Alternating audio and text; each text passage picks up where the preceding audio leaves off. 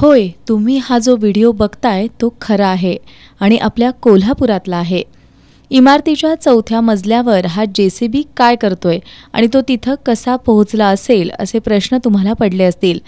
याच औत्सुक्यातून ही इमारत पाडण्याचं काम चालू असलेल्या परिसरात बघ्यांनी मोठी गर्दी केली होती. परीख पूल परिसरातील महालक्ष्मी कोऑपरेटिव्ह हाऊसिंग सोसायटीची ही इमारत असून लिफ्टची सोय नसल्यामुळे सोसायटीनं ही 4 मजली इमारत नव्यानं बांधण्याचा निर्णय घेतलाय. कुंभोजमधील ठेकेदाराला इमारत पाडण्याचं काम देण्यात आलंय. ठेकेदारानं पाडकामासाठी लागणारं मनुष्यबळ आणि पैशाची बचत व्हावी यासाठी थेट जेसीबीचा वापर करण्याची शक्कल लढवली. क्रेनच्या मदतीनं जेसीबी मशीन 4थ्या मजल्यावर चढवून पाडकाम सुरू करण्यात आलंय. इमारतीच्या 4थ्या मजल्यावरून जेसीबीनं इमारत पाडण्याचं काम बघणाऱ्यांना जेसीबी मशीन वर नेलं कसं असा प्रश्न पडत असून याच औत्सुक्यातून अनेक जण हे काम पाहण्यासाठी गर्दी करतायत.